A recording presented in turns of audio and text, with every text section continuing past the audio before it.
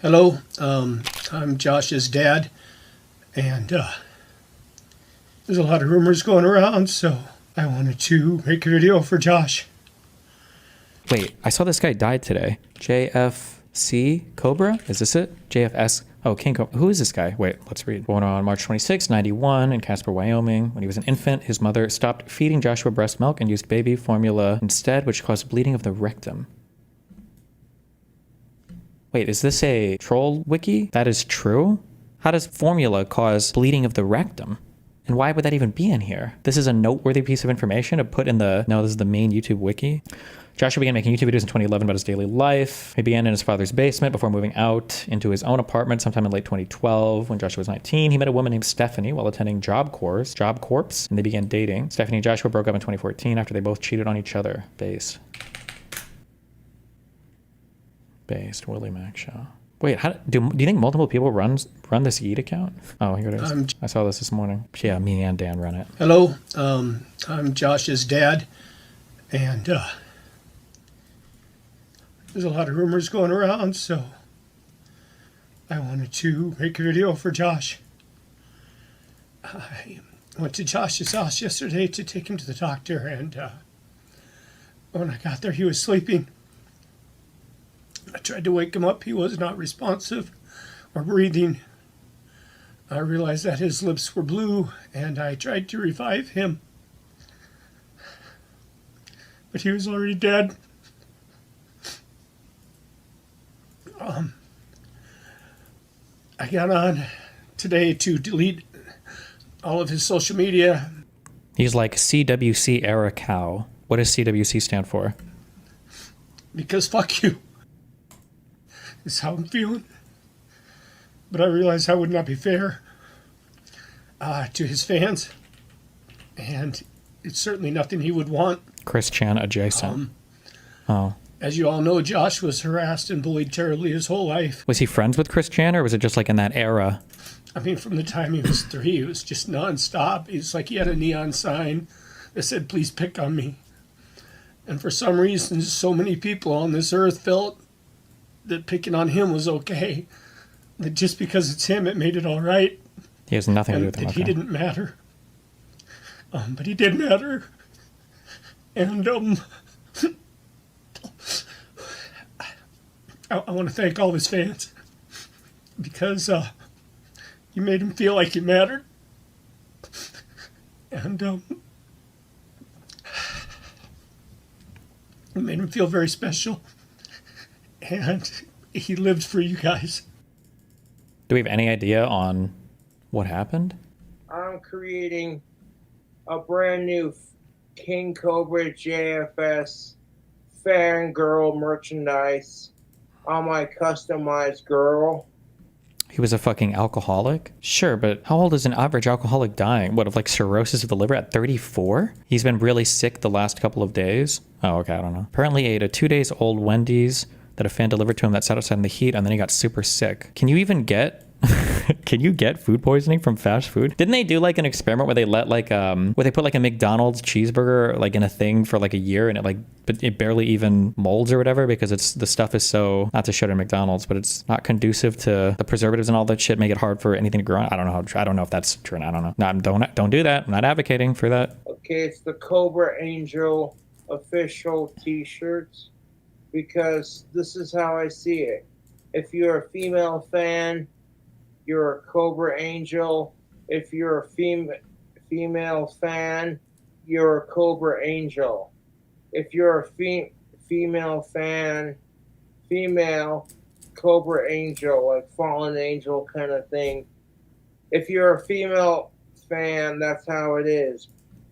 Okay. Apparently it was a bone infection from what I read, which is why my thoughts are addiction related, like heroin shit, but nicking the bone. How often do you nick your bone when injecting heroin? I don't know anything about injecting heroin, so maybe it's pretty common. I'm not sure. Well, scanner audio from local police indicated he was discovered blue at the lips. The official cause of death has not been released. We just don't know. Let's disabuse ourselves of that. Period, full stop. Enough. It's a slow death. And I will say, and forgive me, I'll just close on this. There's a weakness about that. The Democratic Party needs to assert itself. We need to be strong again. Strong. Strength matters. True. People want conviction. They want character. Is Newsom too liberal, or is he a good amount of liberal? I think he's a good amount of liberal. I think it's a return to like the coastal elite liberalism kind of. Yeah. They want a sense of intention and purpose to give us meaning, to give us a mission. And so I'm not here to make any more excuses. I'm sorry. I know there's some people that are offended by our all caps parody of Trump, but I thought it's time to put a mirror to Trump. I know you may get offended by my 10-pack abs on some of these memes. I mean, this sort of craziness that's going online. I get it. My kids are like, Jesus, Dad, what the hell's going on? The point is to make the point of what is going on in this country. You have the President of the United States that's acting like a child.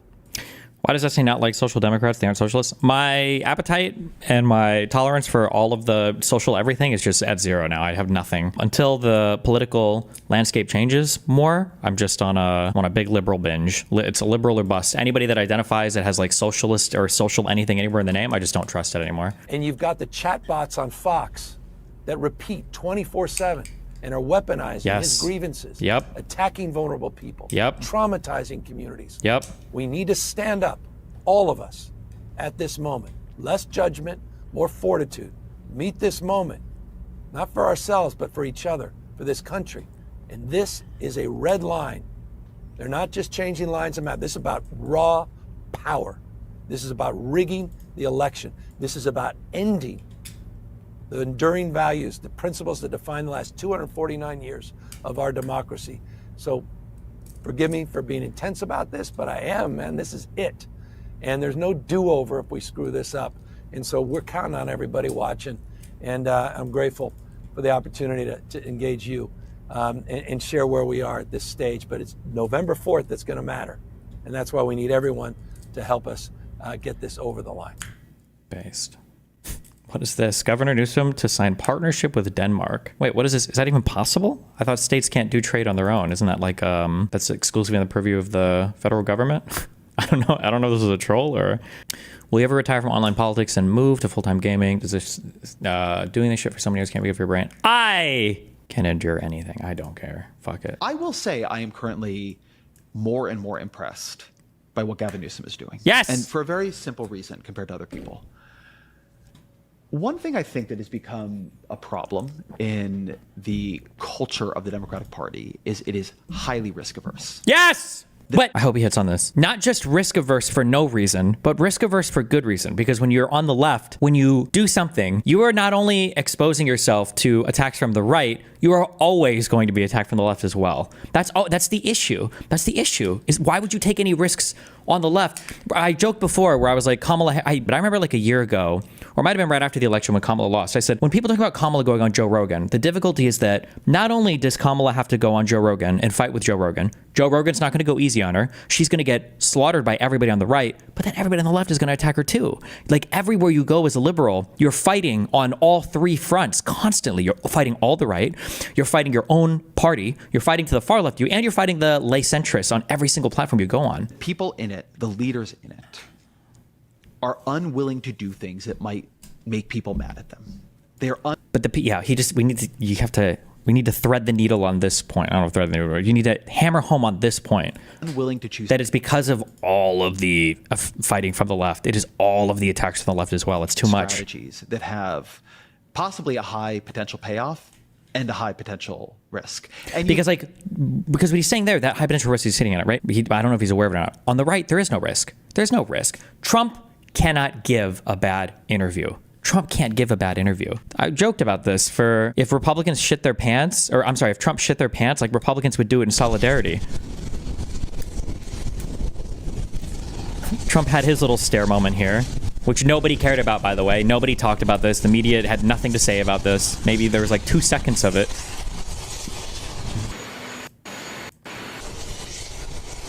And Rubio memes it up. He does the same thing. Oh. Like, how is this not like, fuck, what's the parable thing? Like the king has no clothes or whatever. What am I thinking of? Or the emperor has no clothes. Is that it? Where everybody like pretends until some kid comes in. It's like, wait a second, this motherfucker's dig is out. Topical. You look at Newsom over the past year, And he's he's just changing, number one, right? So few politicians are willing to change over time. He is changing. Wait, isn't it a kid for the emperor thing? I thought that was why the kid broke it, because like a child comes in or whatever and remarks on it and everybody's like, whoa, my God, what? Because the kid hadn't been propagandized or brainwashed. It is? Okay, yeah, fuck you guys. Giving abundance shout outs as he signs bills on housing reform, which I appreciate. But also you look at his podcast. He got a lot of shit for doing that. He did. But he was willing to get shit for doing something other Democrats would not try to do. Was it a good idea? I mean, it's ongoing. Is it a good idea? I'm not exactly sure. But it's an idea. It's a person trying something new.